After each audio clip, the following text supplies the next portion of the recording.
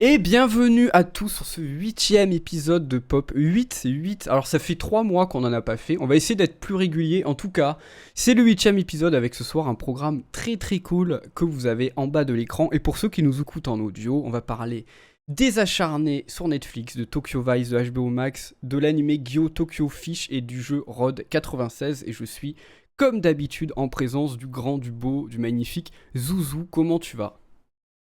Hello, salut à tous. Comment ça va très bien, ça va très bien. Écoute, hâte de pouvoir commencer à discuter avec toi sur pas mal de sujets qu'on va Ouais. pouvoir déballer ensemble ce soir, hein. Ça fait un petit moment, comme on se le disait juste avant. Ouais, Ça fait plaisir de revenir ici et de pouvoir refaire un peu ce format qui manquait un peu quand même. ah, il manque Et, Internet, et voilà. ça manque Internet, ça Et, manque Internet. et toi, comment ça va? Bah écoute, moi ça va, je suis content aussi de reprendre le format en vrai, il y a toujours beaucoup de trucs, à chaque fois que je les regarde, je dis ça c'est pour Pop, ça c'est pour Pop, comme ça fait 3 mois, je pense que là j'ai zappé 3 quarts des trucs que j'ai fait, j'ai pris les deux qui m'ont marqué le plus, marqué je sais pas, en tout cas un des deux m'a vraiment marqué, on va en parler ensemble parce que tu connais aussi, et puis bah ouais, content de reprendre le format, il y a aussi d'autres choses qui arrivent très bientôt, on vous en parlera à la fin de l'émission, restez connectés, stay tuned comme disent les Américains. Et écoute, bah moi je vais te poser la question qu'on se pose d'habitude avant de commencer le programme, mon cher Zouzou. La grande question, qu'est-ce que en ce moment ou récemment tu as lu, regardé, écouté, joué, etc. etc. Alors, là en ce moment, j'ai pas mal de trucs sur le plateau. J'ai commencé Sherlock Holmes. Je suis assez surpris pour le moment. C'est une bonne surprise. Mais j'en suis qu'au tout premier épisode, donc je me presse pas non plus. Mais c'est un plutôt bon pilote qui me donnait envie de voir la suite. Euh, Qu'est-ce que j'ai ben, j'ai vu Beau is Afraid ce matin. J'en parlerai mardi prochain d'ailleurs. C'était quelque chose, c'était une découverte pour moi. Cool. Un univers, un environnement. On va un peu se rattacher à ça sur Gyo Tokyo Fish. Mais voilà, sans trop de spoil. Sinon, je suis sur Plague Tale Requiem.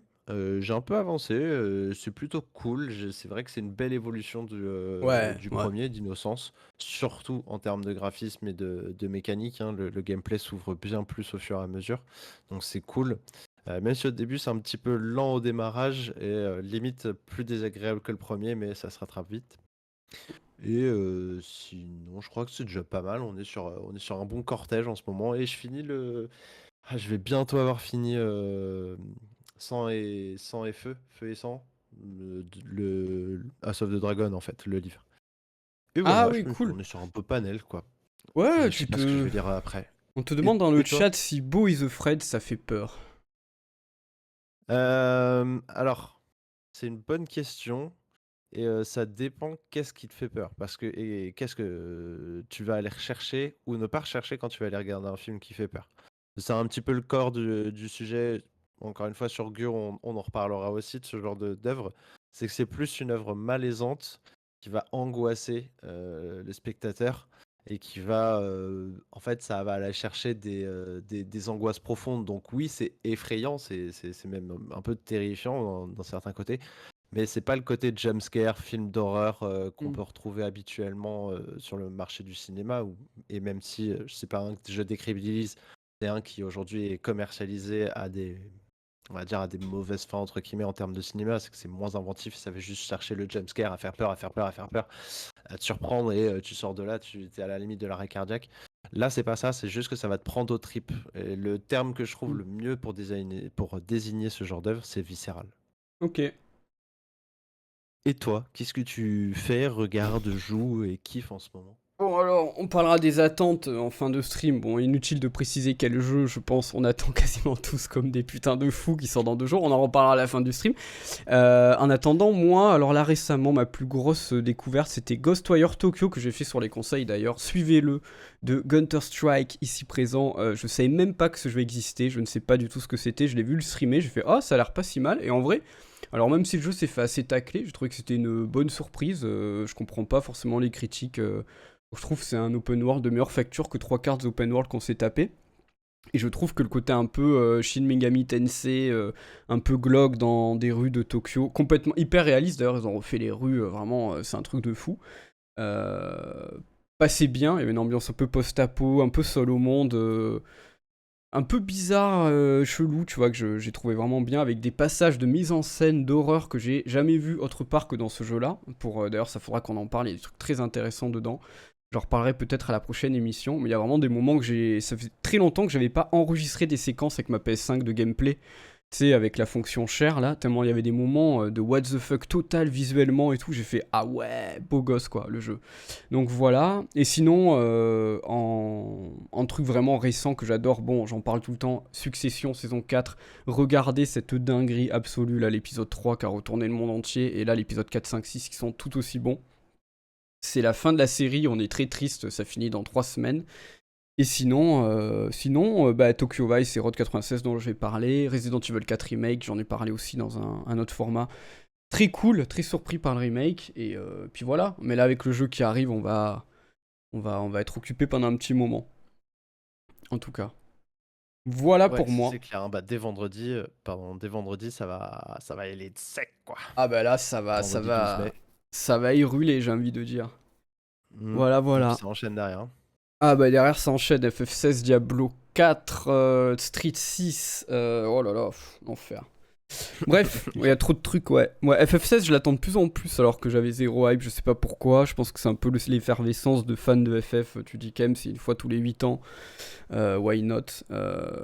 Voilà, on verra en tout cas. Moi, c'est surtout Diablo 4 en vrai là que je l'ai testé. J'ai bien Moi bien aussi. aimé quoi. Bien bien aimé. Mm. Ouais. Faut genre juste que je trouve des amis pour jouer avec moi, ce qui est un autre défi tout aussi challengeant que le jeu lui-même. Mais on trouvera ça. Et puis voilà, cool. Bah écoute, qu'est-ce que je te propose? C'est ton tour. Est-ce que tu veux commencer par parler de la première œuvre de cette émission qui est Acharné? Les Acharnés ou Acharné? Acharné tout C'est court. acharné tout court. Acharné. On y C'est va? juste bif en anglais. Bah oui, vas-y, Allez, vas-y, let's bif. go, hein. Vas-y, Bif. Eh ben Worms. écoute, je mets ça tout de suite. Tu vas parler de Acharné sur Netflix. Nous t'écoutons. Alors, bif ou acharné, donc comme à ma grande habitude, je vais pas aller vous chercher le nom des réalisateurs et compagnie. Si vous voulez look up ça, allez voir. Je le connais pas particulièrement, de toute façon, le réalisateur, c'est une de ses premières séries. Il en a pas fait énormément, il est très jeune sur le marché, donc c'est pas un nom qui va vous ring a bell. Plus potentiellement le nom de l'acteur, mais je vous avoue que là j'ai son nom Steven Yeun. de personnage en tête. Ouais, merci. C'est Danny Cho. Chut. Et, et bah, let's go sur Acharné Beef, ce que c'est. Ce que je me suis pris en regardant ça, et finalement, est-ce que c'est bien ou pas? Alors, pour démarrer sur le dur, si vous avez rien à regarder sur Netflix et que vous l'avez pas regardé, je vous recommande. Franchement, déjà de base, si vous savez pas quoi regarder, ça vaut le détour pour pas mal de raisons. On va un peu les passer en revue. Beef, en gros, ça raconte l'histoire de un mec et une meuf qui se vénèrent l'un contre l'autre, pardon. Et Qui se salut vénèrent l'un Luc. contre Et l'autre. salut le Kabuki qui boot parce qu'on dit pas bonjour. T'inquiète pas, on est là. Bonjour le Kabuki. Installe-toi. Écoute, Zouzou nous parle de Acharné de Netflix. Pardon Zouzou, vas-y, tu peux continuer. Non, t'inquiète. C'est pour la VOD. Et du coup, sur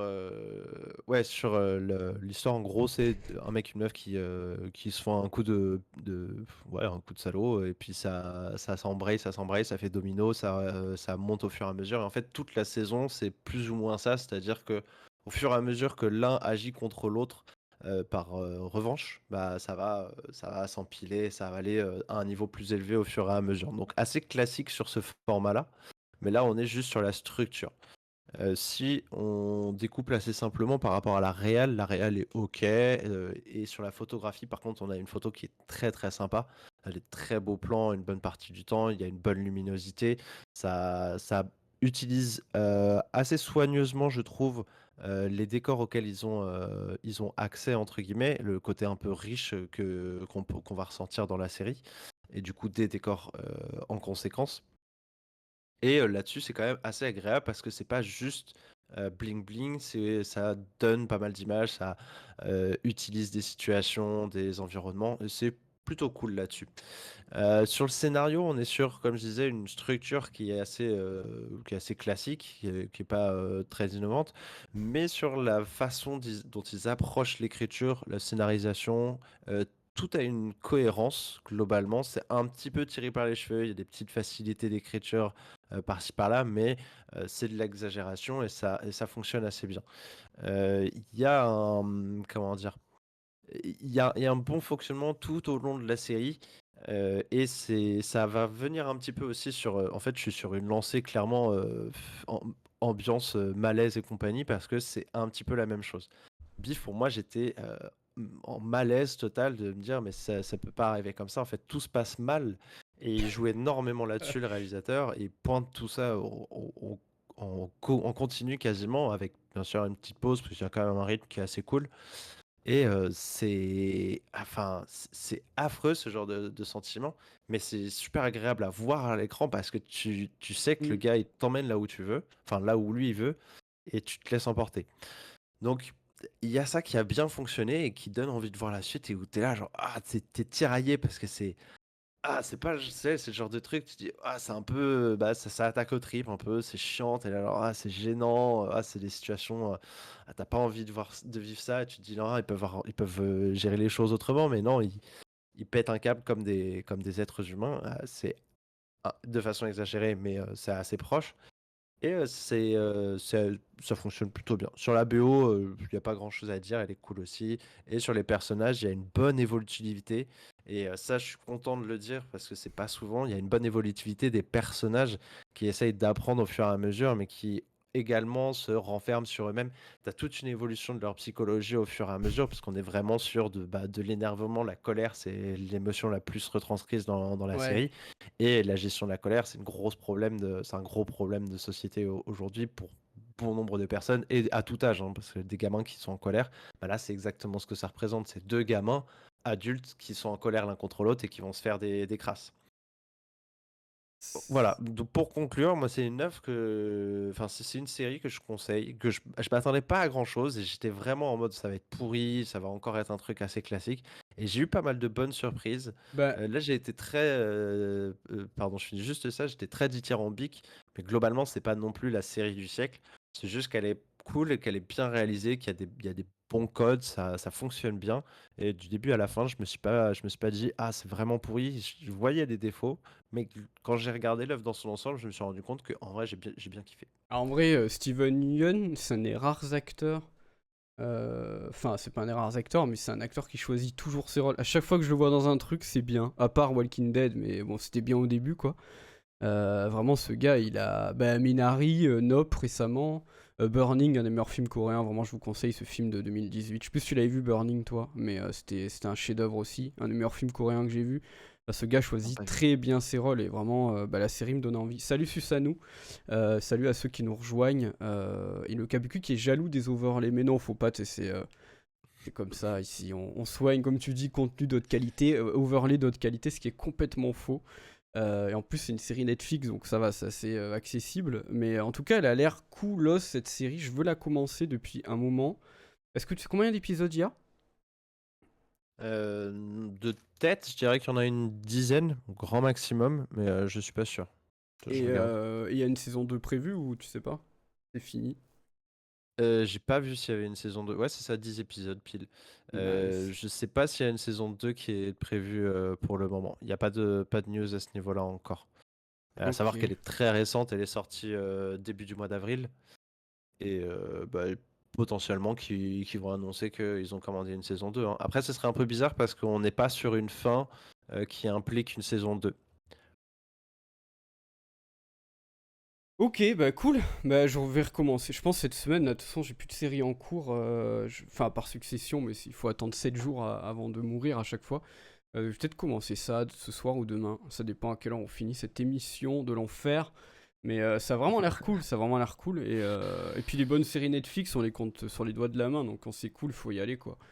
Donc je pense que c'est la plateforme que tout le monde a un peu via les abos dans les box et tout. Ça reste Netflix, la plateforme la plus utilisée, la plus accessible. Même s'ils ont arrêté le partage de comptes là. Donc c'est un peu chiant maintenant pour partager aux gens qui n'ont pas Netflix. Mm. Mais bon, go, go. Au pire, vous avez des cousins, hein, n'oubliez pas, si vous avez des cousins américains ou coréens, ils peuvent vous envoyer le DivX, c'est bien évidemment officiel. Il y a Euh, toujours la version proche du gratuit avec les pubs. C'est quoi? C'est 5 € par mois? Ah, c'est vrai qu'il y a ça. Oh, l'enfer. Ouais, je crois. C'est moins cher. Bon, après, si ça reste en 1080p de bonne qualité, j'avais juste peur qu'avec cette solution, ils disent aux gens, c'est 5 euros. Par contre, vous avez du 480p, lol, tu vois. Mais apparemment, non, donc ça va, mais bon. À voir, hein. Dans tout ce que j'ai vu, c'est l'accès classique. Le seul truc, c'est que ils savent très mal vendre leurs inventaires. Bon, ça, c'est ma connaissance côté Ouais. marché pub. Ils vendent très mal leurs inventaires, trop cher, et du coup, ils ont pas mal de problématiques. Donc, il y a des chances que aujourd'hui, ce soit grave rentable d'utiliser la plateforme. Si ça se trouve, ils n'arrivent pas à remplir tous les encarts qu'ils ont. Ouais.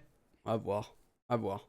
Du En tout coup, cas, potentiellement, tu te tapes peu de pubs, quoi. tu m'as Pardon, saucé. vas-y. N'oubliez pas que vous aurez un sondage à la fin de l'émission pour savoir quelle œuvre vous avez le plus envie de découvrir. Mais en tout cas, tu m'as bien donné envie. De toute façon, moi, dès qu'il y a cet acteur, je veux regarder, c'était prévu. Mais je savais pas que ça parlait comme ça d'un truc où tout va mal, comme dit Valentin dans le chat, tout se passe mal. C'est ça. Non, mais ça a l'air stylé. Ça a Ça. vraiment stylé. Ça a l'air stylé. Ouais, c'est Interro, le exactement ça. kabuki, comme à l'école, exactement. C'est l'interro. Vous allez être interrogé et déterminer l'œuvre qui vous a le plus donné envie. Même si je pense qu'il y en a que vous connaissez déjà, au moins le jeu de fin, je pense beaucoup l'ont testé ici. Mais on en parlera, on en parlera. En tout cas, merci beaucoup, Zouzou, pour les acharnés. Est-ce que tu voulais rajouter quelque chose ou tu es bon? Bah, merci. Écoute, je rajouterais juste un dernier détail. C'est un peu un truc que je t'avais déjà dit, mais il y a un truc que j'ai apprécié dans cette série. C'est un peu étrange, soit, mais c'est quelque chose que je trouve très sympa quand tu te rends compte des problématiques par rapport à ce genre de sujet aux États-Unis. C'est super intéressant de voir que il y a clairement si tu regardes, 90% du casting sont des Asiatiques américains.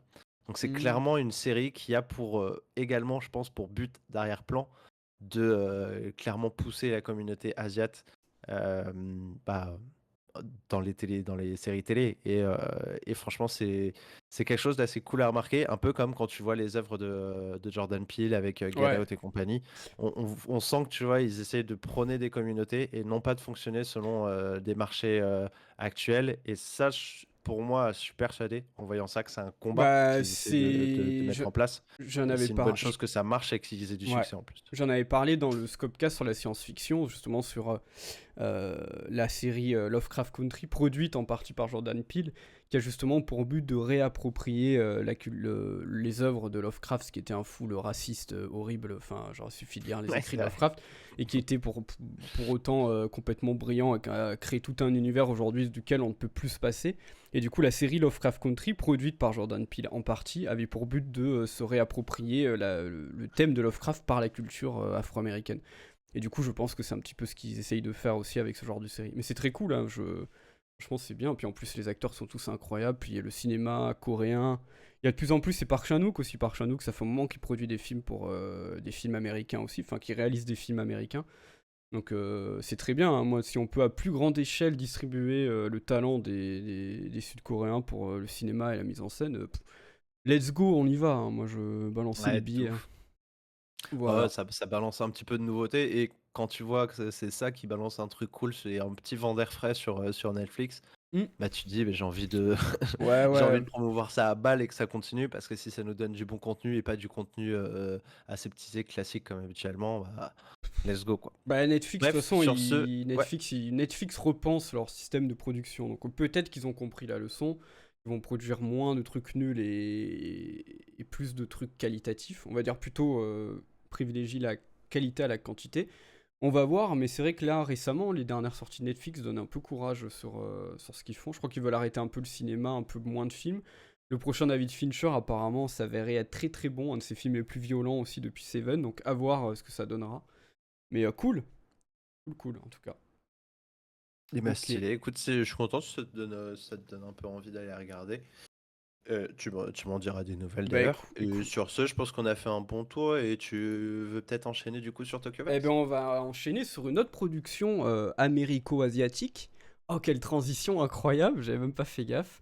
Puisque je vais vous parler, les amis, de la série Tokyo Vice que j'ai découvert cette semaine, qui est une série sortie sur HBO Max le 7 avril 2022 et qui nous raconte l'histoire vraie de Jake Adelstein, puisque cette série est une adaptation de l'autobiographie de ce journaliste américain qui s'est installé à Tokyo dans les années 90 et qui fait partie des très rares, je pense, comme on dit les gaijin, c'est ça qu'on dit, ouais, les étrangers au Japon, fait partie des très rares, on va dire, non-japonais à avoir intégré le prestigieux Meicho Shimbun, qui est un des plus grands à l'époque, et je crois que c'est encore le cas aujourd'hui, un des plus grands journaux d'investigation et de news de tout le pays, qui avait des millions et des millions et des millions de lecteurs.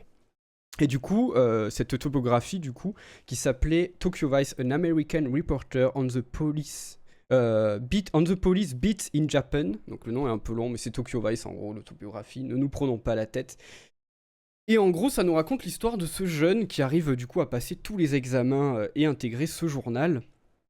Et il va du coup se retrouver à traiter des petites affaires de meurtres et de criminels. Et il faut savoir justement, c'est ce que la série vous explique, qu'au Japon, selon la police, il n'y a aucun meurtre, puisque au Japon, si vous avez un taux de résolution d'enquête inférieur à 95%, et c'est encore le cas aujourd'hui, hein, eh bien, c'est considéré comme du très mauvais travail, et du coup, les policiers sont souvent mutés dans des régions complètement lointaines de Tokyo. Du coup, ils ont un petit peu peur, et du coup, bah, il n'y a pas de meurtre, voilà. Si quelqu'un est mort, il est tombé sur un couteau, genre que des trucs comme ça, et c'est vraiment presque pas une blague ce que je vous raconte.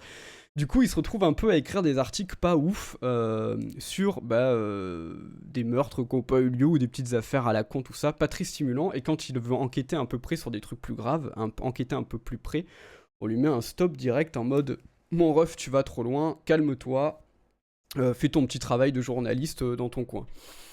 Et il s'avère justement que il va assister à l'immolation horrible par le feu d'une personne dans la rue, dans le premier épisode, et il va du coup commencer à enquêter un petit peu sur ça, s'apercevoir que ces suicides sont pas forcément des simples suicides, et qu'il y a quelque chose derrière tout ça, et il va se rapprocher petit à petit de Katagari, c'est ça son nom, ouais, Katagari, qui est un inspecteur très haut placé, qui est joué par Ken Watanabe, dans la police, qui est surtout en charge des relations avec les Yakuza, un petit peu de faire en sorte que les Yakuza se bouffent pas entre eux, qu'il n'y ait pas trop de bordel avec les Yakuza. Il essaie un peu de limiter les dégâts avec son pouvoir de flic entre les Yakuza, avec ce qu'il peut faire.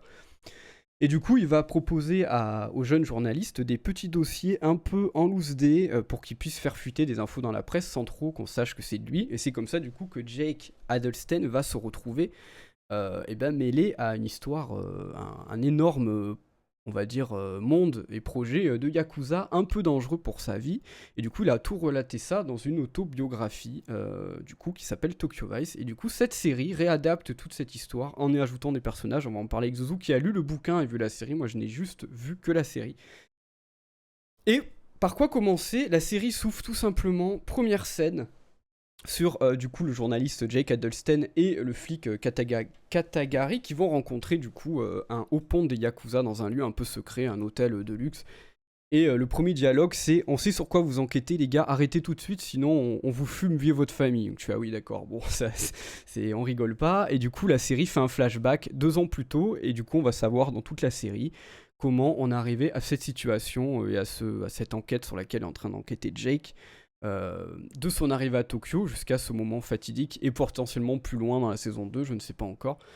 Dans tous les cas, voilà ce que raconte la série. Sachant que la série rajoute 2 personnages qui n'existent pas dans l'autobiographie, qui sont Samantha Porter, qui est du coup, elle travaille dans un bar à hôtesse, c'est comme ça qu'on dit à Tokyo, Zouzou, toi qui y es allé. C'est des bars à hôtesse, c'est ça? Des bars à hôtesse. Des bars à hôtesse, Ouais, tu connais bien. Et on fait aussi, il y a un nouveau personnage aussi qui s'appelle Sato, qui est un jeune Yakuza, qui est un petit peu un personnage intéressant, parce on voit qu'il a pas trop sa place dans ce monde-là, mais qu'il est violent, parce que ce monde-là lui oblige, on va dire, et qu'il a pas trop le choix. Qu'un personnage que j'ai trouvé vraiment cool. Et du coup, ces 2 personnages permettent d'en savoir un peu plus aussi sur la partie Yakuza, tout ce qui s'y passe, et le bar à hôtesse avec Samantha Porter, qui est un bar à hôtesse justement géré par les Yakuza, qui nous permet un peu de savoir aussi la conséquence de tout ce bordel de Yakuza pour les citoyens qui essaient juste de vivre et de galérer. Je trouve que ça a apporté un peu ce point de vue qu'il n'y avait pas forcément dans l'autobiographie, apparemment, que je n'ai pas lu, donc tu nous diras ça. Et je pense que je vous ai fait un petit peu le synopsis, vous allez voir un peu comment s'articule ce monde du journalisme, s'articule un peu ce monde de Yakuza, la connivence qu'il peut y avoir entre police et journalisme avec l'info qu'ils essayent de grapper l'un et l'autre, et le pouvoir qu'ont les Yakuza sur Tokyo. Je voulais venir au point principal de cette série, évidemment, ce qui la rend très intéressante, c'est que elle est produite et mise en scène, le premier épisode du moins, est mise en scène par le très grand Michael Mann, que vous connaissez pour Hit, un des plus grands films d'action des années 90, voire le meilleur film d'action pour moi. Et Collateral, je prends cet exemple car il filme énormément de nuit dans Collateral, c'est même un film je crois qui se passe que la nuit. Et ces deux talents Ouais. mélangés font que vous avez un Tokyo qui est représenté, que ce soit de jour ou de nuit, en décor réel, d'une manière totalement splendide. Il n'y a aucun étalonnage pour en faire trop sur les lumières la nuit. Il n'y a aucun artifice, aucun effet spécial étrange. Vraiment, je pense, toi qui es allé à Tokyo pour de vrai, que tu dois être assez d'accord avec ça. La manière dont la ville est captée dans la série est vraiment incroyable. Alors vraiment, c'est la ville, je crois que c'est la série ou le film que j'ai vu qui se passe à Tokyo qui m'a le plus donné envie de prendre un billet d'avion là et y aller quoi. C'est une dinguerie comment c'est magnifique visuellement. On regrette juste que l'épisode 1 n'a pas de scène d'action. Du coup, bon, j'aurais voulu que Michael Mann en réalise une. Par contre, on voit pas de grosses différences entre l'épisode 1 et les suivants parce que je pense que Michael Mann a très bien briefé les producteurs et les équipes des épisodes d'après pour un peu suivre son travail, mais je trouve qu'il y a quand même une petite différence dans certains plans, dans certains rythmes qui sont assez palpables, mais c'est très léger, ça reste très très bien réalisé. Et moi, ce qui m'a le plus plu dans cette série, au-delà des histoires de Yakuza, de journalisme, de police, etc., c'est le choc culturel en fait. C'est ce qu'a voulu faire vraiment transparaître Jack Adelstein, le personnage principal, qui est joué d'ailleurs par Ansel Elgort, que vous avez vu dans Baby Driver, entre autres, qui est un acteur que je trouve vraiment cool. C'est que vous avez vraiment un énorme choc culturel, c'est-à-dire vous voyez à quel point l'américain s'est frôlé à un mur de différence phénoménale quand il s'est mis à travailler au Japon dans un journal prestigieux, c'est-à-dire qu'il se fait bully pendant les premiers épisodes, il se fait bully à faire le café, les photocopies, tellement on lui manque de respect total, on lui donne les pires dossiers à travailler, le moindre écart c'était viré, je veux plus que tu sois ici. Bref, il subit vraiment le fait que ce soit un Américain au Japon, quoi. Et c'est très compliqué pour lui au début. Mais il joue aussi beaucoup de ça. Je sais pas si tu l'as ressenti, Zouzou. Alors je sais pas si c'est dans l'autobio, mais il a un petit côté un petit peu fonce dedans, c'est un peu occidental, en mode. Il joue beaucoup avec le fait qu'il ne connaît pas, alors qu'il les connaît très bien, il y vit depuis un moment, les codes du Japon de politesse pour des fois un peu rentrer dans des personnages, se mettre dans une situation un peu dangereuse, mais que ça passe un peu pour de la fausse naïveté, tu sais. En mode, oh, je voulais pas vous bousculer, je suis désolé, alors qu'en fait c'est juste pour gratter une info. Je trouve que l'acteur joue très bien ce côté oh pardon, je suis un touriste, je parle pas japonais alors qu'il parle très bien japonais parfois, avec son petit rire en coin qu'il a tout le temps. L'acteur passe son temps à rigoler, même dans des situations un peu graves. C'est un peu, et je pense que c'est voulu. C'est un petit peu le gars qui fait genre il comprend pas trop les codes pour que ça passe bien justement de faire des trucs un peu mal polis et un peu à côté. Et je trouve que c'était très bien joué aussi. Et moi j'ai trouvé que c'était très bien rythmé, les acteurs sont incroyables, la réal est cool. Et du coup, Zouzou, j'étais content de discuter avec toi parce que tu m'as dit que tu étais un peu plus mitigé. Et je voulais un peu savoir pourquoi, ce qui t'avait choqué par rapport au bouquin, surtout, tu m'avais dit, au scénario. Ouais, c'était surtout sur l'écriture. Bah, par rapport à un peu tout ce que tu as dit, pour globaliser, déjà, avant que je dise tout ça, hein, parce que je vais être beaucoup sur de la critique, c'est que c'est une bonne adaptation. Mm. C'est un bouquin qui est très difficile à adapter en série par rapport à beaucoup d'éléments qu'il y a au sein de cette œuvre, Il a et notamment supervisé d'ailleurs. justement. Ah oui, oui, oui, et justement parce qu'il y a beaucoup d'éléments qui, comment dire, qui sont difficiles à mettre à l'écran sans que, Mm. bah, en fait, tu puisses pas trop en parler, quoi. Hem, s Sinon, au global, c'est juste que j'ai pas trop accroché à la réal, même si elle est Ah OK, ouais. hein. Mais Putain. c'est surtout, la retranscription, ouais, ouais, la photographie, j'ai adoré, hein. Mm. C'est sur la réalisation que j'ai rien trouvé de foufou. C'est une bonne réal, mais c'est pas quelque chose d'exceptionnel ou de différent. Et justement, c'était un petit peu notre discussion, c'est que, mais en même temps, c'est une production américaine. Je m'attendais un petit peu à ce côté différent nippon, qui produisent régulièrement quand ils font des réalisations qui n'a rien à voir avec le style américain. Sauf que là, on est dans un environnement japonais avec un style américain de réalisation et moi, ça Mm. m'a dérangé. C'est pas mauvais, mais juste ça m'a un peu dérangé et j'étais un peu: «Ah, c'est dommage, je m'attendais à un plus d'adaptation» et c'est aussi ça, tout le cœur qui me dérange dans cette œuvre, c'est la plupart des choses qu'on voit et c'est pour ça que je dis que c'est une bonne adaptation, c'est quand même une adaptation faite par des scénaristes américains, à très fortement parler et du coup, bah, on sent que, la différence culturelle est présente Mm. et quand je dis la différence, c'est-à-dire que ce qu'on voit, c'est Tokyo, ce dont on parle, c'est Tokyo, mais la façon dont on te le présente, c'est américain Ah, et ok. ça, je trouve c'est dommage parce que, justement, il y a des côtés aseptisés américains, qu'ils auraient dû amplifier pour arriver au niveau du côté, comment dire? Ultra poli, du japonais et d'autres choses comme ça. Ça, c'est un exemple parmi d'autres. Et du coup, en plus, comme j'avais lu le bouquin avant de voir la série, bah forcément, c'est un classique. Le bouquin est plus intéressant, il y a beaucoup plus de détails et on va vraiment dans les tréfonds du monde des Yakuza. Alors là, du coup, forcément, en une saison, ça laisse un peu sur la fin. En plus, justement, les deux personnages qui rajoutent pour que ça passe mieux en termes de série télé. Sinon, ce serait probablement trop ennuyeux à Ouais. retranscrire sans le Yakuza et la fille dont tu parles. Bah, justement, je les trouve dommages les 2 personnages et je les trouve bien moins intéressants parce que il y en a un qui est yakuza mais qui kiffe le ricain et il y en a une qui est pas du tout, japonaise, qui est plutôt ricaine. Du coup, en fait, ça américanise encore Mm. plus l'œuvre finale versus l'œuvre de base. Ouais, mais ceux qui ont lu les bouquins, Oh! vous êtes relous aussi à chaque fois. À chaque fois qu'il y a une adaptation. Le bouquin, il est mieux. Il y a ce que page 128, à un moment, il mange un souci au thon, alors que dans la série, c'était un souci au saumon. C'est nul. Non, mais je vois ce que tu veux dire. Je vois ce que tu veux dire. Ok, ok. Bah, du coup, je pense que je vais lire le bouquin parce que du coup, la série m'a vraiment envie de découvrir le bouquin. Et surtout, les autres œuvres de cet auteur. Là, d'ailleurs, j'ai cru qu'il sort un nouveau bouquin bientôt qui est encore dangereux pour lui, apparemment. Donc, le gars, il s'arrête jamais. Il vit encore à Tokyo, ouais, le journaliste en question. Et j'ai oublié Oui. de préciser que la saison 1, évidemment, n'est pas la dernière, parce que la saison 2 devrait sortir cet été. Et elle finit quand même sur un cliffhanger assez intéressant, donc j'ai hâte de voir comment ils vont traiter la suite.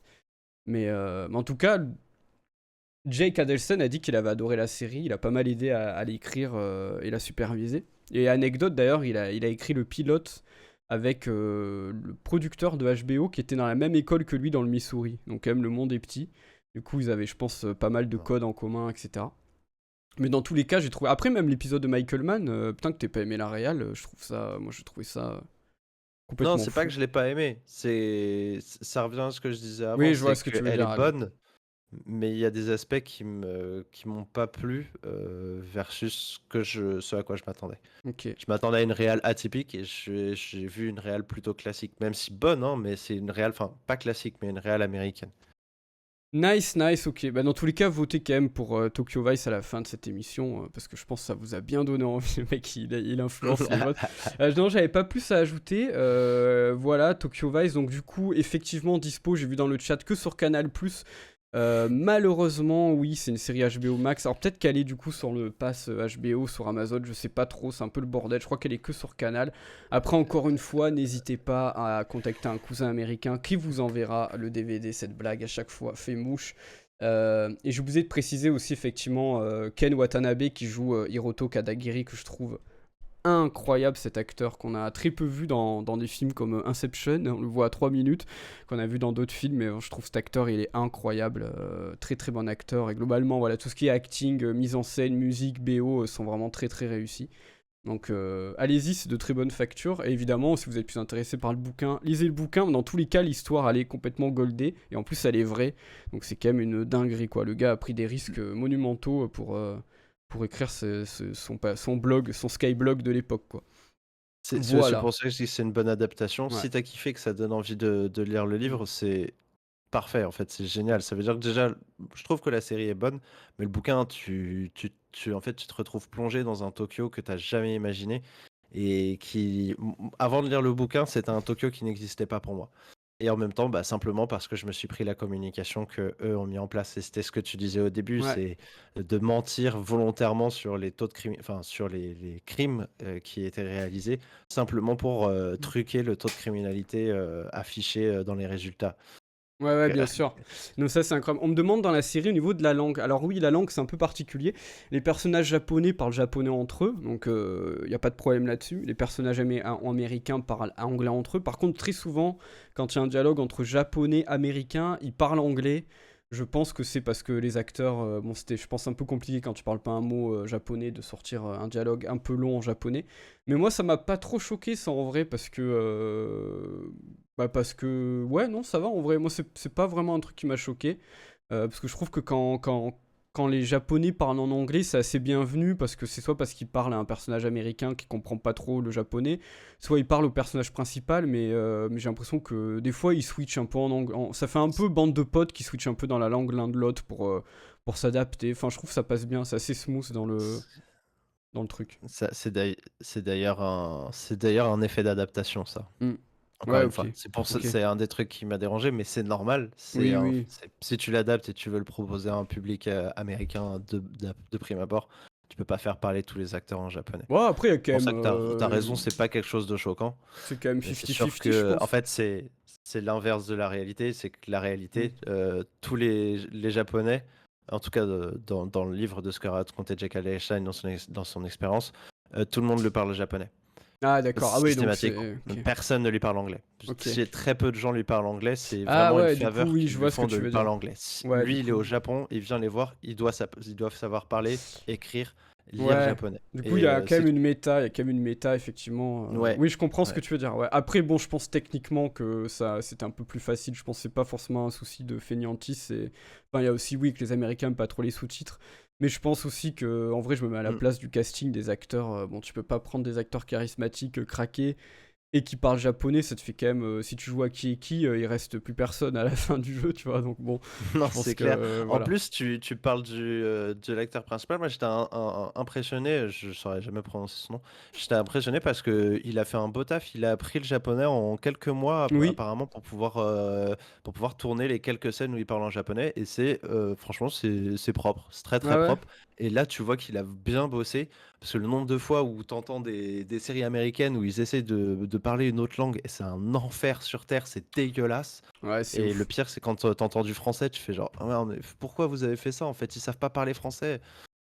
C'est affreux, c'est juste pour donner le genre. Alors que là, je suis sûr qu'un japonais il dirait, ouais, c'est à couper au couteau. Mais pour écouter, ouais, regarder, écouter beaucoup de trucs en japonais, bah tu fais, ah, c'est pas mal, hein? Bah ouais, Tu ouais, débrouilles bien. carrément. Ouais, ouais, ouais, ouais. Non, mais il est fort. Mais j'adore cet acteur, hein, je trouve il a une bonne bouille. Vraiment, il joue bien, il est charismatique. Comme je disais, voilà, il y a cette espèce un peu de naïveté des fois dans certains dialogues où tu vois qu'il joue la fausse. Enfin, je trouve ça très bien joué. Enfin, je pense notamment à une scène où il se met vraiment en danger de fou. Je vais pas dire laquelle, mais il parle vraiment à quelqu'un d'une manière qu'il est vraiment pas censé lui parler comme ça. Sinon, il se fait couper la gorge en public. Et comme il joue un peu le côté, oh pardon, tu vois, je sais pas, machin, comment machin. L'autre, il se dit en face, bon, c'est un touriste, il comprend rien au Japon, casse-toi, tu vois. Et je trouvais que c'est bien joué. Et je pense que le journaliste a beaucoup joué de ça. De toute façon, dans la vraie vie, il a un peu profité de cette situation de je suis un étranger, je comprends pas les codes, je suis pas censé les connaître pour qu'il fasse des dingueries qui passent un peu mieux. En tout cas, très bonne œuvre. Gars très intéressant, Jack Adelstein, qui a travaillé d'ailleurs plus récemment sur l'évasion de Carlos Ghosn et d'autres sujets très très chauds au Japon. Donc même là-bas, maintenant, il est réputé pour couvrir des affaires internationales liées au pays. Mhm. Donc voilà, c'est un bon book et ces bouquins ont l'air cool, donc je vais les commander et les bouquiner tout de suite et je vous reviens après la lecture. Non, je rigole. On va passer à la Ah bah, troisième je te le œuvre. prête? Non, mais je vais le prendre, Un jour, je t'inquiète. t'envoie, je te le prêterai. Ah bah à la limite, ouais, à la limite. Mais t'as que celui-là, parce que je sais qu'il en a écrit plein d'autres. Et le suivant aussi, c'est Testament d'un Yakuza, je crois. Je l'ai pas lu encore, mais apparemment il est très bien. Nice, ok. Bah écoute, on verra à l'occasion. Si un jour on se revoit en vrai, je te le Mm. prendrai. Puis en plus, tu dois me rendre mon caddie, alors voilà. Allez, Il est là, hop. je l'ai fini. Il est trop bien. Ah, cool, tu vois, il est bien cool. On peut passer à J'ai la kiffé. suite. Encore du Tokyo. Oh là là, j'en peux plus de Tokyo. Gyo Tokyo Fish, ça a l'air incroyablement bizarre, donc j'espère que je vais pas avoir peur pendant ce stream. Et je vous C'est passe. incroyablement bizarre. Eh ben go, allez, œuvre numéro 3. Parle-nous Allez, c'est de parti. ça. Alors, De prime abord, c'est pas une œuvre que je conseille, pour beaucoup de raisons et c'est pas non plus une œuvre que je déconseille, surtout pour, ce que vous allez pouvoir découvrir comme environnement et si vous connaissez pas, déjà, une certaine personne qui est Junji Ito.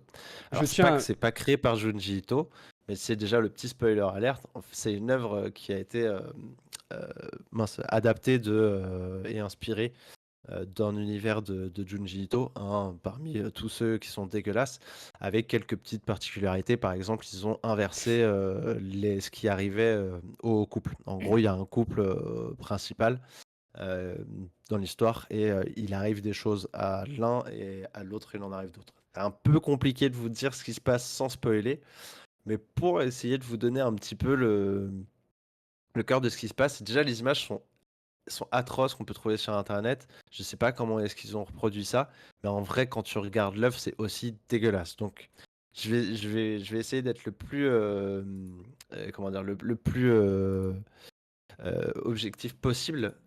Mais je pense que si je vous en parle aujourd'hui, c'est qu'il y a une part de subjectivité qui fait que moi j'ai kiffé.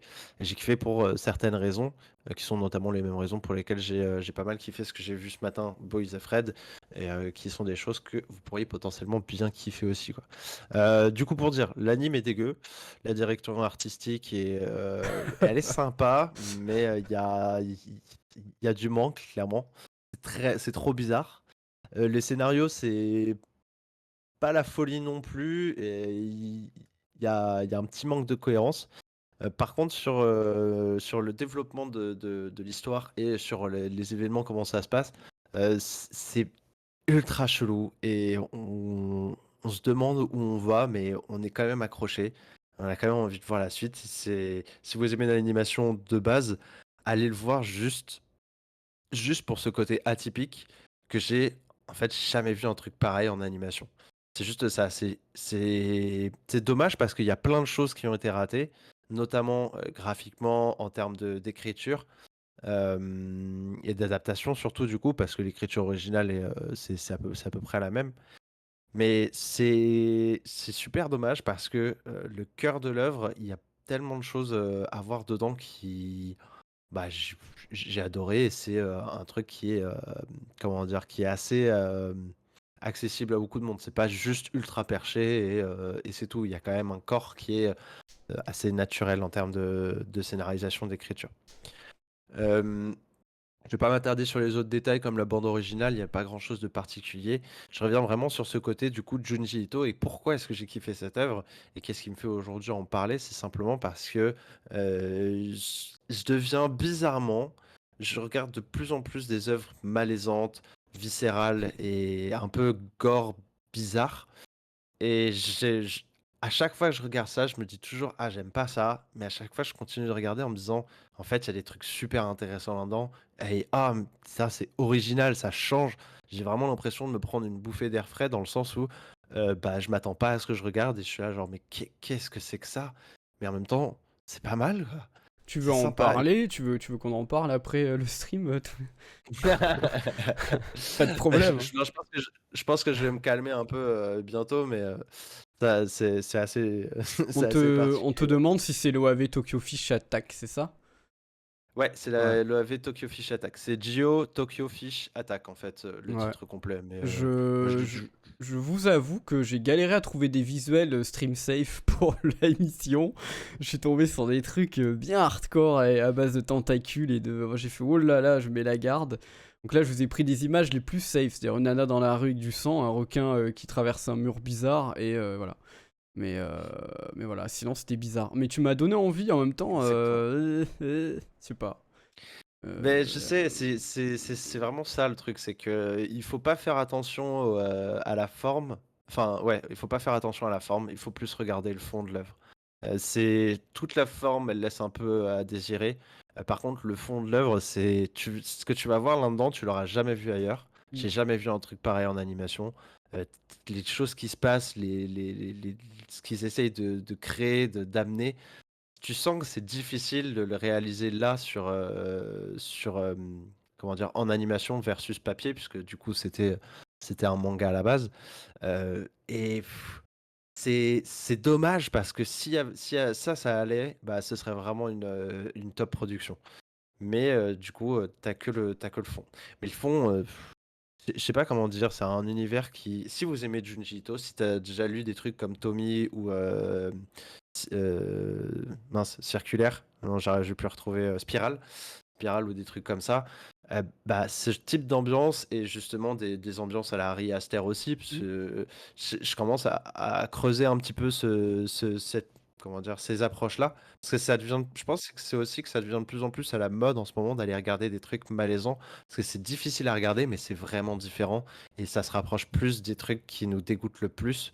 Et si c'est bien présenté, c'est forcément nouveau. Et si c'est bien présenté, bah, c'est cool en plus. Ouais. Et là, ici, c'est le seul truc qui manque, c'est que c'est pas bien présenté. Mais tout est là. Et je pense, à cause de ça qu'on n'a pas d'autres de production Junji Ito aussi. Mm. Ce qui est un manque à gagner, hein, parce que voir un truc Spiral en animation, à mon avis, je me pisserais dessus pendant tout le long de l'anime. Ce serait incroyable, je pense. Mais ce serait destiné à une audience bah, plus vieille, quoi. On serait sur du R-rated. Et ici, je sais pas si c'est du R-rated d'ailleurs. En même temps, ça date de 2012, c'est un peu vieux, donc je sais même pas si ça se trouve sur des plateformes. Moi, j'ai eu un petit, petit coup de main, c'est un pote qui, grâce à lui, j'ai pu le voir. Euh, bah, voilà, enfin je sais pas, est-ce que ça te donne envie d'aller lire plutôt le manga ou quand même de regarder l'animation pour te dire ah c'est ça ou d'aller Alors, lire un Junji Ito tout simplement. alors je regarderai pas ça dans le salon avec ma copine à côté parce que je pense qu'elle va appeler un psy. Par contre, je pense plus l'animé que le manga. À voir, je te dirais, mais ça m'attire et en même temps, je sais pas. Ouais, ça me fait penser un peu à Devil Cry My Baby, l'animation. C'est pas les mêmes gars qui l'ont fait d'ailleurs. Il y a ce côté un peu Ah, très cara design un peu simple. Pas ça. Hein. c'est ce qui ont fait quoi, pardon? Devil Cry My Baby, qui est incroyable si tu l'as pas vu. Je crois pas. C'est un peu le même genre, je trouve, au niveau des visages, des trucs et tout. Mais ça m'a donné un peu envie quand même. Mais je te dirai, j'essaie de voir et dire ce que j'en ai pensé. Mais ouais, c'est intriguant et apeurant à la fois, c'est bizarre.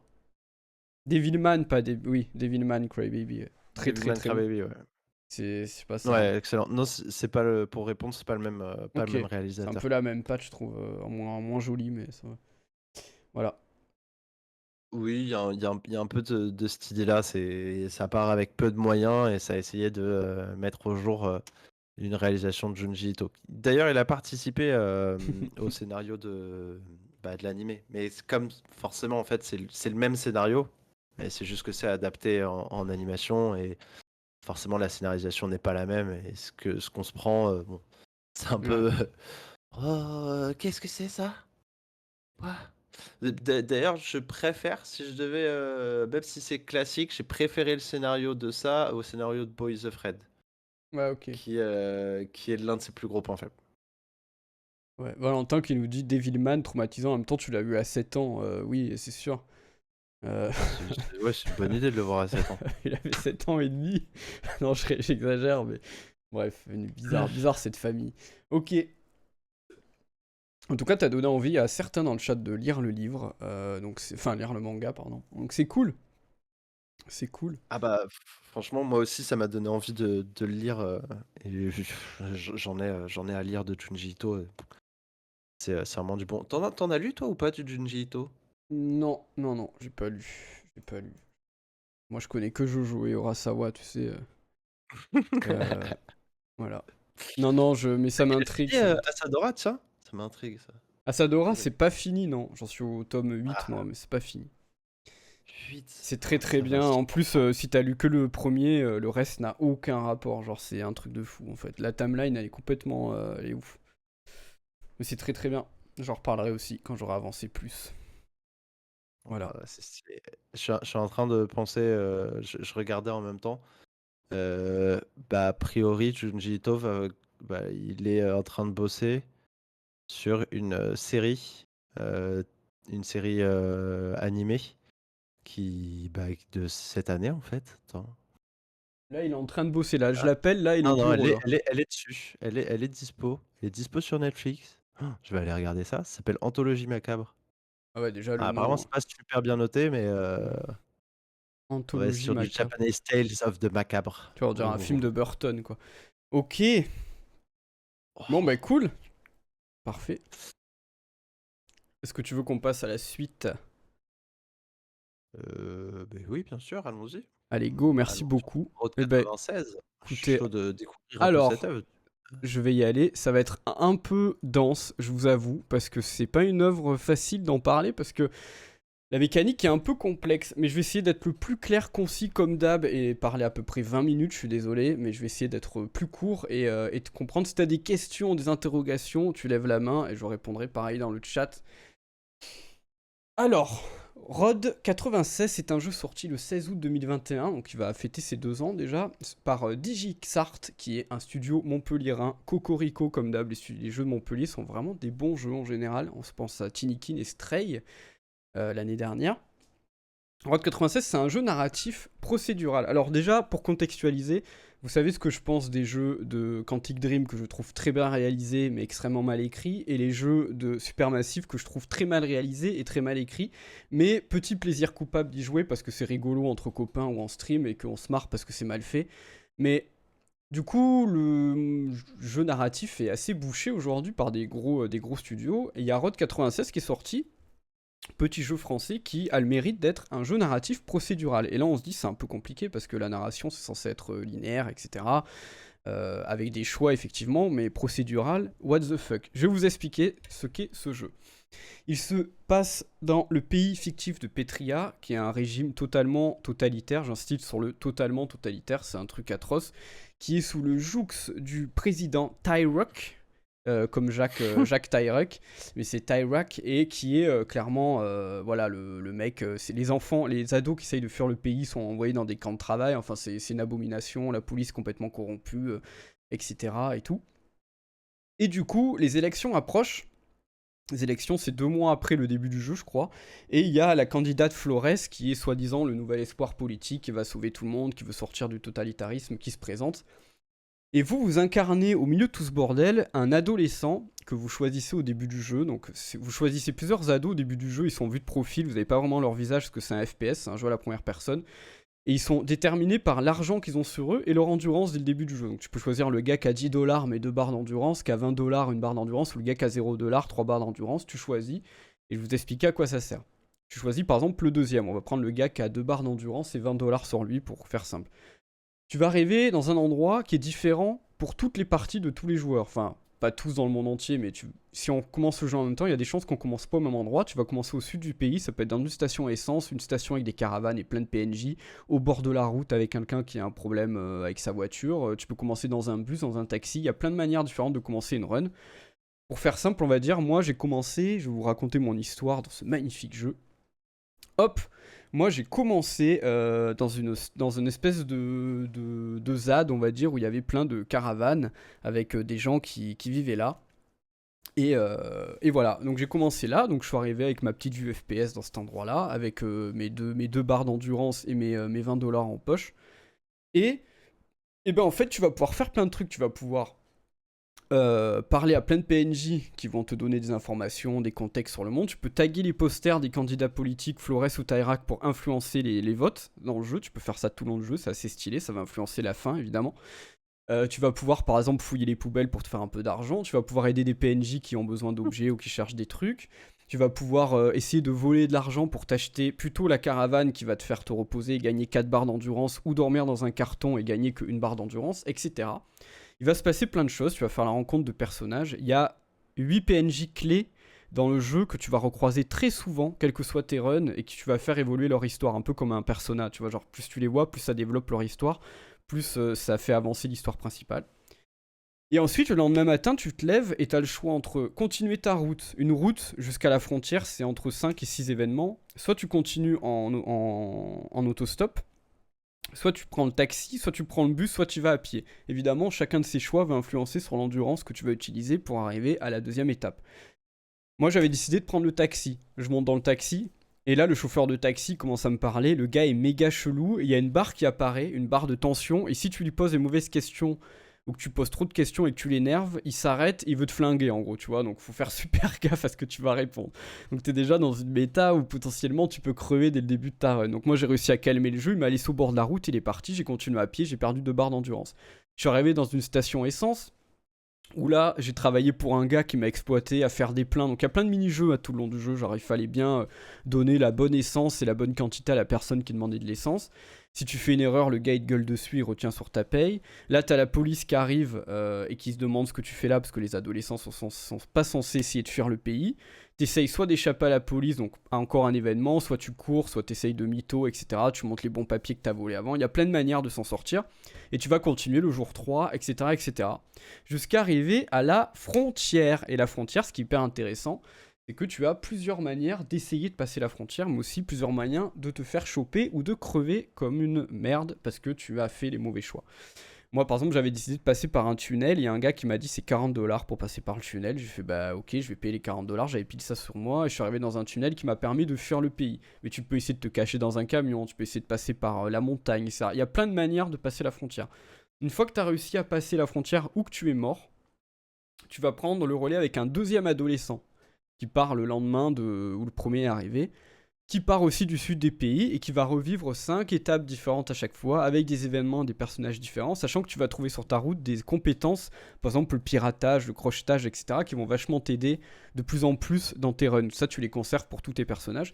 Et le but du jeu, c'est d'emmener 4 ou 5, je sais plus, c'est d'emmener 5 adolescents à la frontière. Et une fois que tu as fait ça, tu as fini le jeu, sachant qu'il y a la date fatidique de l'élection, donc tu peux avoir amené que 2 adolescents à la frontière et tu auras la bad ending, t'en as amené 4, tu auras une fin un peu moins merdique, 5, tu auras une meilleure fin, etc. Mais tous les choix que tu auras fait dans le jeu et tous les événements que tu auras vécu vont influencer l'élection à la fin, l'événement, parce qu'il y a une histoire de rébellion, voilà, de rebelles qui font beaucoup de manifs, qui veulent faire un attentat aussi contre le président, donc ça tu en entends parler aussi dans ta run, etc. Il y a plein d'événements politiques liés à tout ça. Et moi j'ai trouvé ça super bien fait en vrai, parce que déjà, jeu narratif aléatoire mais qui se tient dans son scénario global, déjà franchement je pense que chapeau quand même, on peut le dire.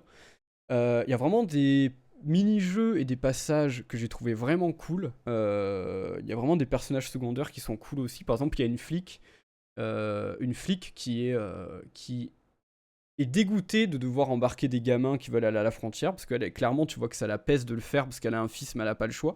Et le personnage, plus tu la rencontres, plus tu la vois dans des situations un peu galères, plus tu te mets à sa place un peu. Et à la fin, tu peux aussi influencer sa décision. Est-ce qu'elle va rejoindre vraiment les résistants? Est-ce qu'elle va plutôt rester dans sa posture de flic, de défendre le président, etc. Donc tu peux vraiment influencer sur plein de choses dans le jeu.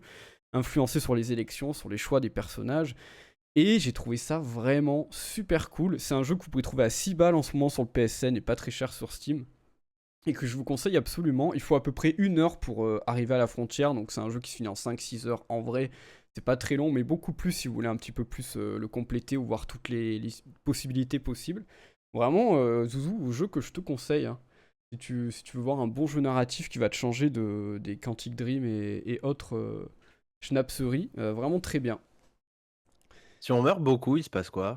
Je sais pas, je suis quasiment pas trop mort. En gros, si tu meurs, tu vas passer à l'adolescent suivant et repartir sur une nouvelle run. Par contre, il faut pas oublier la date des élections, quoi. Donc après, c'est à toi de gérer ça. Après, je sais pas trop ce qui se passe. J'ai vu qu'il y a des gens qui ont même réussi vraiment à... Parce qu'en fait, t'as une propagande sur les élections. C'est-à-dire que quoi que tu fasses, le résultat est toujours très haut pour Tyra, qui est très bas pour Flores. Et t'as une présentatrice TV qui apparaît souvent, qui est là pour... qui est un peu la laquée du pouvoir, tu vois, qui fait que des fake news partout et tout. Elle est insupportable, tu la crois souvent, elle est horrible. Et à chaque fois, le résultat, c'est 80% pour Tyra, qui est 20%. Et plus tu vas taguer, apparemment, plus tu tagues les posters partout, plus le résultat commence à s'inverser. Moi, ça n'a pas été mon cas. Mais vraiment, quand je lis sur internet les runs des gens, personne n'a eu la même run. Je trouve ça trop cool, quoi. Sachant que c'est quand même un petit jeu, c'est un petit jeu français, c'est pas un jeu aux ambitions incroyables.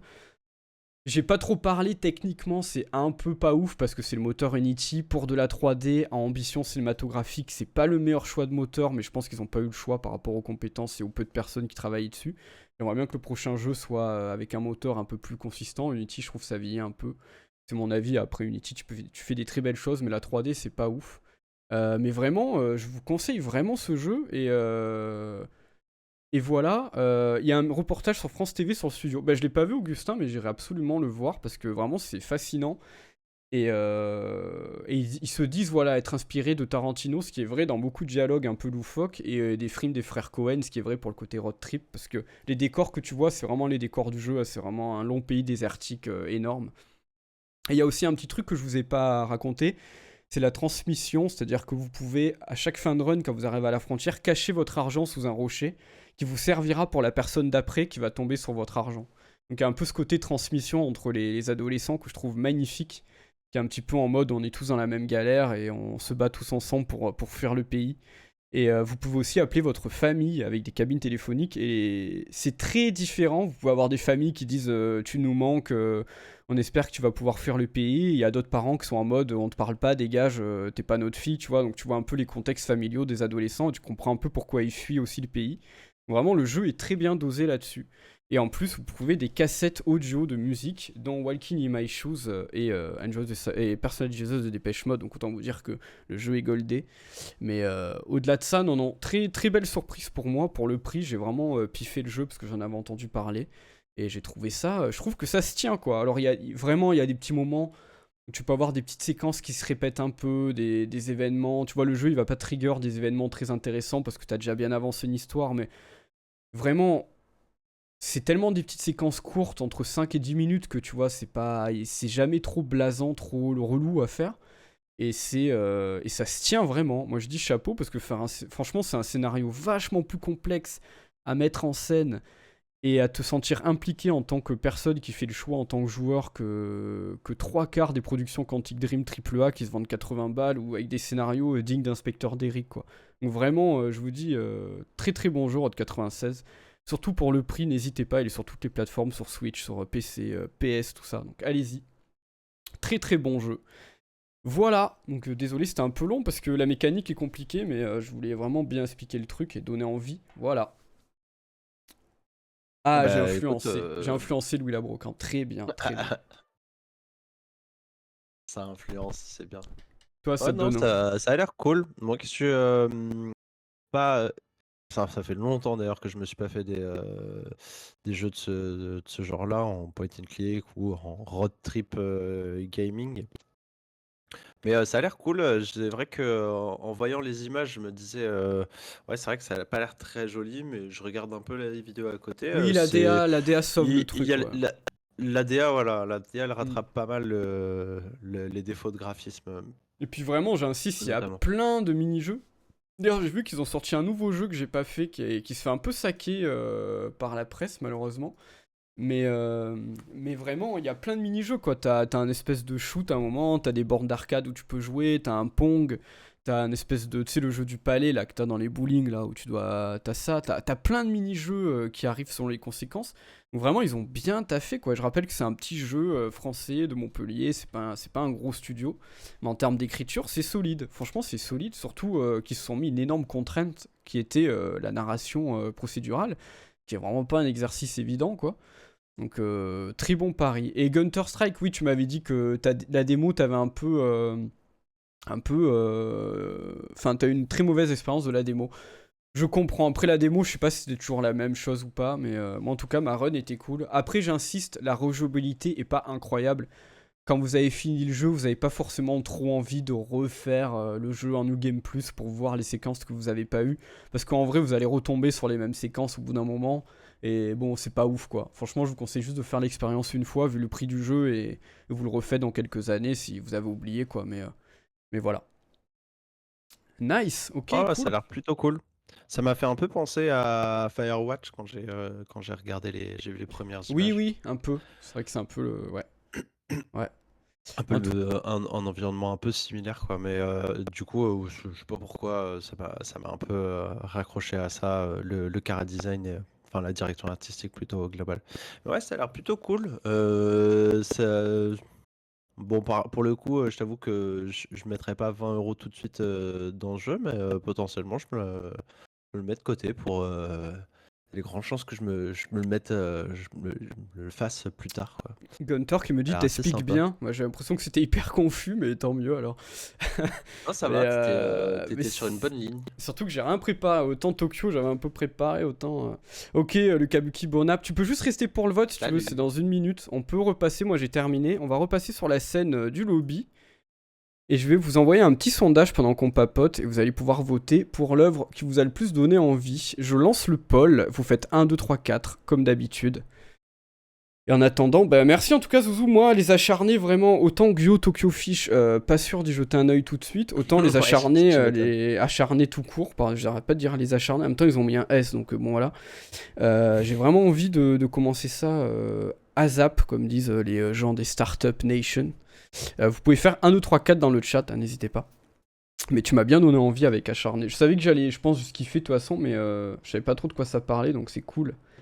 Super cool. Ouais, Et toi, tu vois, pour te dire, à reparler de Tokyo Vice, je sais pas si je vais regarder la série, sûrement quand la saison 2 sortira. Par contre, tu m'as donné envie de lire le deuxième bouquin maintenant, que Ah. j'ai toujours pas lu. Ouais, Qu'il faut bah que je ouais. lise, parce que apparemment c'est un délire ce qu'il parle, quoi. Enfin, simplement, c'est tout un. C'est tout le. Le premier, c'est sa biographie à lui. Le deuxième, c'est la biographie d'un yakuza, d'un chef de gang yakuza, celui Hmm. avec qui il est un peu pote d'ailleurs dans le premier. Oh C'est là. c'est énorme, quoi. Le gars, Super mais incroyable. franchement, vous allez voir dans Tokyo Vice comment il se met en danger, mais il est malade, quoi. Tu fais, mais mec, mais rentre dans ton pays, tu te mets dans des merdes noires, quoi. Et lui, il est en mode, oh salut, c'est Yakuza, lol. Tout ça pour avoir son papier. Mais c'est incroyable, là, c'est des mecs comme ça, c'est hyper important, leur métier. Mais tu fais, putain, le danger dans lequel tu te mets C'est un, pour ton Skyblock, quoi. C'est un truc de fou. c'est un fou, hein. Après lui, il y a eu une recrudescence de, Hmm. comment dire, la prise de conscience de la situation au Japon, quoi. Ouais, Et c'est d'ailleurs, même en interne, c'est Ouais. impressionnant ce qu'il a fait, quoi. Ouais, et puis j'ai lu d'ailleurs, il le dit lui-même, mais c'est une stat qu'on connaît. Il y a 20 ans, il y avait 80 000 Yakuza au Japon. Aujourd'hui, ils sont plus que 10 000 avec une moyenne d'âge de 50 ans. Donc tu vois, vraiment, c'est en train de disparaître parce que depuis qu'il y a une nouvelle loi au Japon, il y a une nouvelle loi au Japon qui fait que maintenant ils doivent se recenser à la mairie, quoi, les Yakuza. C'est vraiment ça. Genre, tu vas à la mairie, bonjour, je suis Yakuza. Ouais.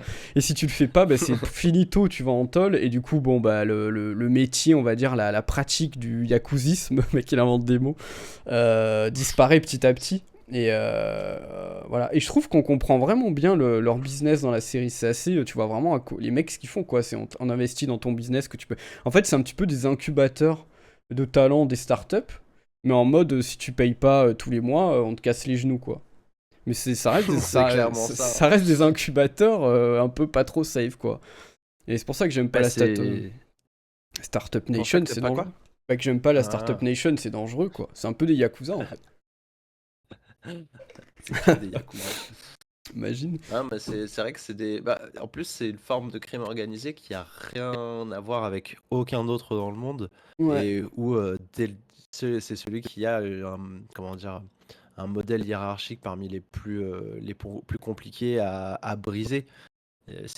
Bah, c'est vrai que tu l'as dit, c'est en train de changer, mais justement, jusqu'il y a très peu de temps, c'était encore très très imbriqué dans la Mm. politique du pays, alors que c'est un pays développé. On parle quand même d'une des 5 plus grandes puissances du monde Mm. en termes économiques au bas mot.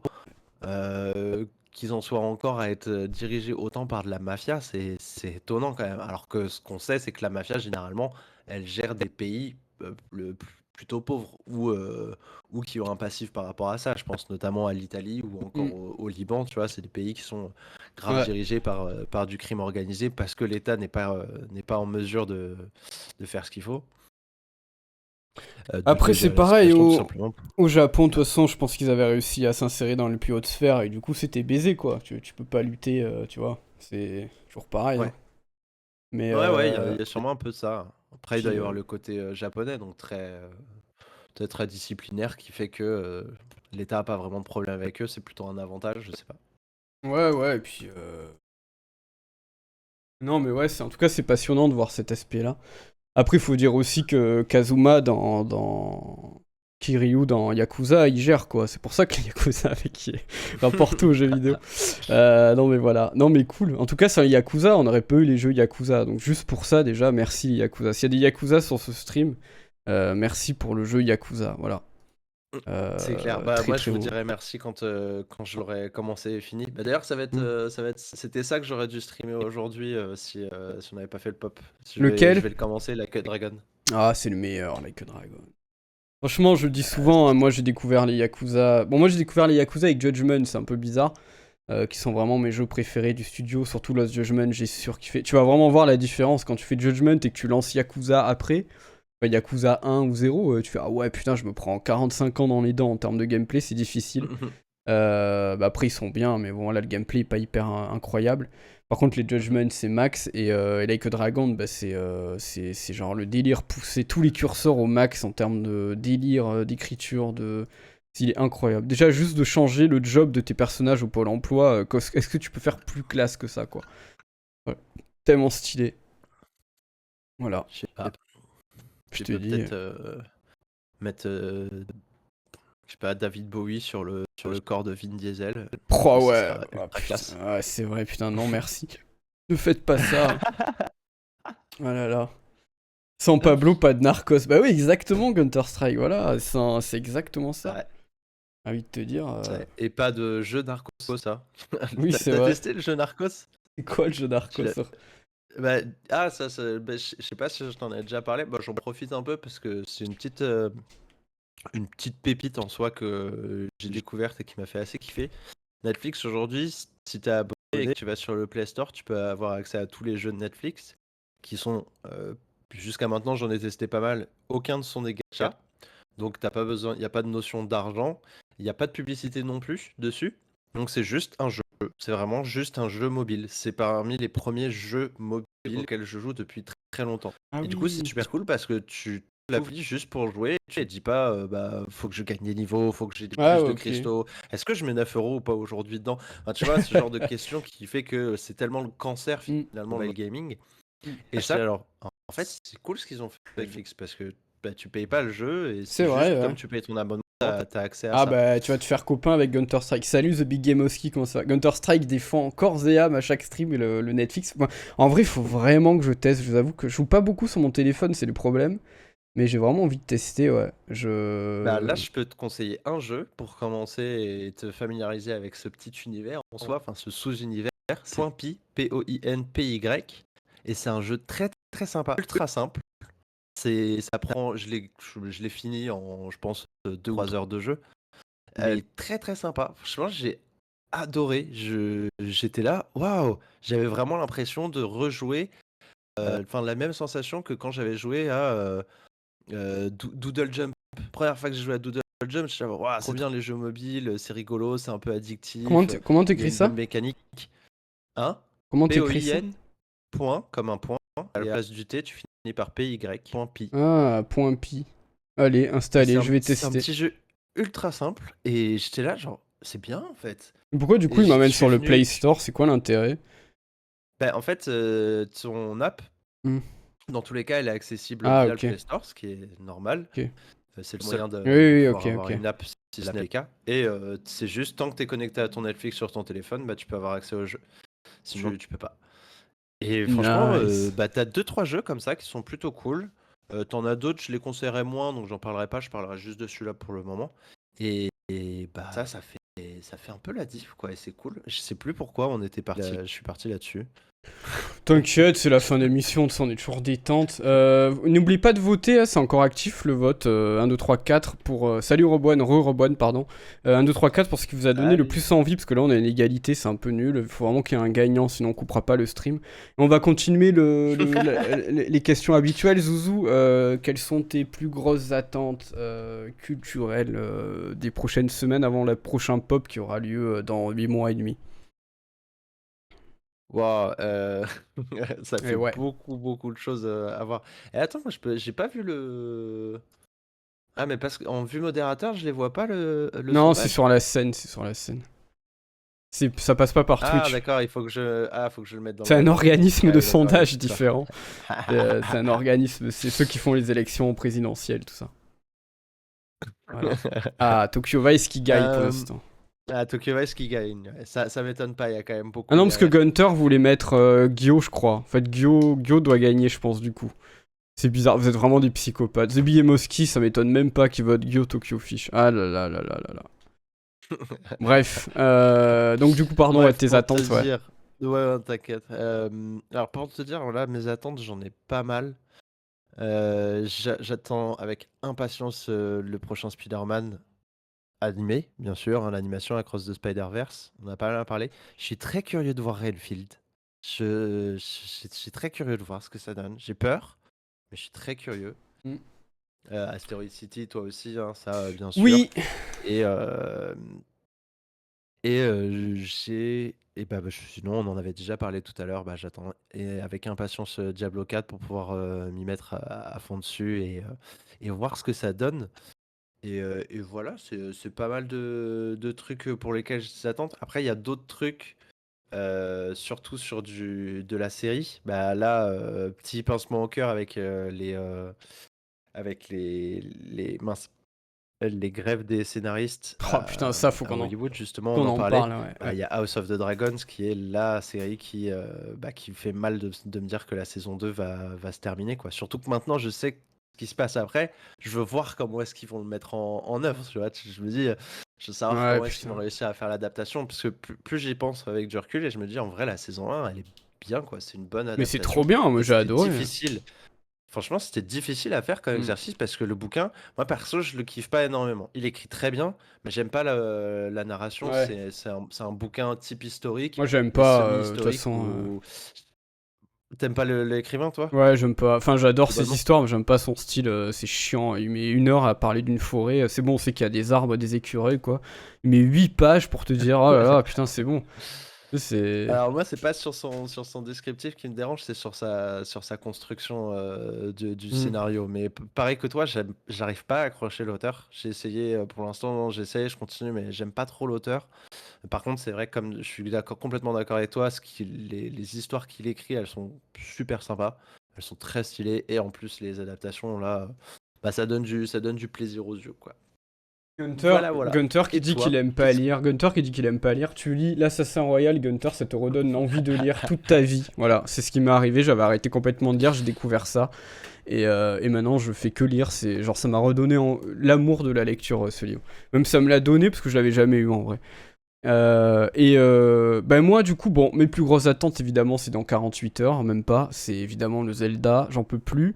Tout le monde y joue sauf Ah, moi. ça. Non, mais en vrai, il a l'air. Enfin, beaucoup de gens disent que le premier n'était qu'un brouillon, que là, c'est le vrai truc. Le système de crafting a l'air juste magnifique. Enfin, je sais pas, j'ai pas envie d'en parler trop de tout ce que j'ai vu et de ce que des potes qui jouent déjà m'ont dit, parce que je m'en fous un peu du spoil et tout, mais c'est une dinguerie, donc j'ai trop hâte. Je sais que toi t'avais un peu peur là-dessus, mais je pense que tu peux te rassurer. Apparemment, il est vraiment incroyablement bien réussi. Ah non, non, depuis que j'ai vu les derniers teasers, j'étais rassuré Voilà. complètement. La hype est montée et bah jeudi à minuit une, je suis sur le jeu. Voilà, jeudi à minuit une. Moi, je dois attendre d'aller le chercher en magasin. En plus, j'ai acheté 2 copies, une pour Opipola, une pour moi. Parce que sinon, on va s'entretuer à dire t'as fini de jouer, non, t'as fini de jouer, jeu. Puis ça va se voler la cartouche dans la nuit et tout. Donc c'est bon, chacun son jeu, chacun sa vie.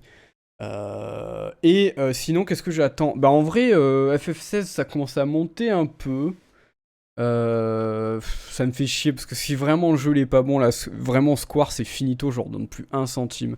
Mais j'ai quand même un petit peu envie de voir ce que ça va donner. Diablo 4 qui arrive, on en a parlé aussi. Street 6, beaucoup, j'attends beaucoup Street 6. Il y a beaucoup de gens en plus dans le chat, là je pense on va se taper, ça va être trop stylé.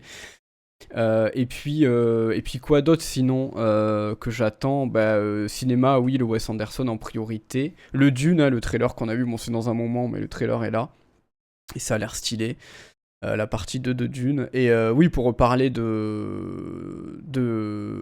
des grèves de scénaristes, on a appris hier que HBO avait viré David Simon. David Simon, je rappelle, qui a fait les meilleures séries de tous les temps, qui a fait The Wire, Tremé, The Deuce, Show Me a Hero et We Own This City, entre autres. Donc le mec vire juste le meilleur scénariste de tous les temps. Voilà, donc je pense qu'il est racheté Apple maintenant, mais voilà. Et sinon, ce que j'attends le plus, en même temps, je suis très dégoûté, c'est la fin ultime de Succession. Parce que c'est tellement une série qui me retourne la tête et le cœur à chaque fois que je vois un épisode, surtout la dernière saison, que je me dis putain, c'est la fin des fins des fins, et c'est trop bizarre de quitter les persos, et c'est trop, c'est toujours chiant quoi. T'as l'impression que tu dis bon bah c'est fini quoi, il y aura plus, on verra plus les persos, adieu, goodbye. Et voilà, donc Tiens, d'ailleurs, j'ai pensé à toi, j'ai pensé à toi l'autre jour. Tu regardes Hugo Décrypte ou pas? non, très peu. Ok, parce que il m'a fait penser à toi. Moi, je regarde pas mal. J'aime bien comment il, enfin, tout simplement le fait qu'il fasse des résumés d'actu assez efficaces comme ça. C'est plutôt cool. C'est la dernière fois, je voyais une vidéo avec lui où il disait Succession, c'est sa série du moment. Et j'ai une petite pensée pour toi. J'étais là, ah ça. Bah oui, bien sûr, mais Et moi j'ai quand les même. grands esprits. J'ai quand même dit sur un Discord que Succession c'était une de mes séries préférées depuis un moment. Il y a un mec qui m'a dit sur ce Discord on est plutôt de gauche. Donc autant te dire que quand j'entends des conneries comme ça, qui voudraient dire que si tu fais une série qui met en scène des milliardaires, t'es forcément une série de droite. On va dire mais genre ça veut dire que Mad Men est une série de droite. Alors genre la série la plus gaucho que j'ai vue de ma vie, Mad Men, c'est une série de droite parce que ça, enfin vraiment t'as envie de dire mais quand tu réfléchis aussi binaire, c'est grave quoi. Genre Ouais, c'est bon, c'est vrai ce que tu dis en plus. Pour incroyable. très bon exemple, quelqu'un de très droite à qui j'ai conseillé la série ne l'a pas aimé.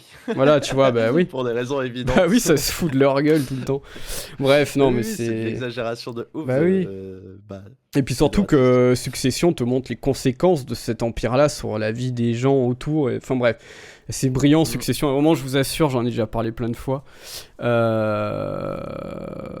En tout cas, Succession, l'épisode 3 de la dernière saison en cours, la 4, c'est un grand moment de mise en scène, de réalisation, d'acting, de script. Bref, c'est un très très très bon épisode de l'histoire de la télé qui est aussi bien noté que le final de Breaking Bad sur plein de sites, IMDb, tout ça. Donc bon, ça a quand même beaucoup marqué aux États-Unis. Mais en France, il n'y a pas d'attrait pour cette série. Je pense que c'est le côté trop, c'est des gros bourgeois et ça nous intéresse pas. Ce qui est dommage parce que la série parle pas de ça. Mais bon, pas grave, hein. C'est la forme plutôt que le fond. Ouais. Mais, Ouais, ça va. mais voilà. Bah écoutez, on s'approche de la fin. Ouais. On va couper Oh, pour la et on a VO. oublié un truc. Ouais, vas-y. Ah, pardon. Ah, vas-y, vas-y. C'est juste, j'ai repensé, mais tu sais, on n'a toujours pas de date, mais normalement c'est cette année, Hollow Knight. Oui, oui, bah ils viennent de faire un tweet ce matin pour dire que ça sortirait bien première moitié de 2023, le jeu. Silksong. Mais on y est déjà quasiment à la fin de la première Bah, moitié. peut-être il sort fin juin, je sais pas. Ou c'est la deuxième moitié, je sais T'imagines, plus ce que j'ai lu. sortie surprise comme ça? Attends, c'est Augustin qui m'a envoyé T'es ça. sûr? Moi j'ai lu que c'était annoncé pour au plus tard décembre 2023. Ah bah alors c'est deuxième partie de... Je sais pas, c'est une info Augustin, donc si elle est nulle, c'est sa faute, hein. Half of the... Et non, dans la première partie de Ah non, non, 2023. sortie T'as raison. avant le 12 juin 2023. Non, il y a écrit... Mais Augustin, il y a Ouais, et écrit... après Ouais, vas-y. Ah non, oui, nous avions prévu, c'est du passé composé de l'impératif Ouais. présent. Ok, moi j'avais lu, j'avais pas vu le We Had Planned, j'avais juste le We Planned. Je suis complètement con. Ok, donc c'est dans les 6 prochains mois, quoi. Bon, d'accord. Bah écoutez, merci Augustin, pardon, de la médisance. Moi, du coup, j'étais comme un fou quand tu m'as envoyé la news. Ouais, ça sort là, machin. Bah non, en fait, merci pour le bonheur Ça éphémère. a été si beau et si réaliste. Ah, c'est clair. Bon, ben voilà, on va dire au revoir pour la VOD. Je vais faire la conclusion. Je vais faire la conclusion. On va parler de nos projets. Donc, je le fais. Donc, merci à tous d'avoir suivi ce 8e épisode de Pop. Zouzou, est-ce que tu veux dire un mot de la fin?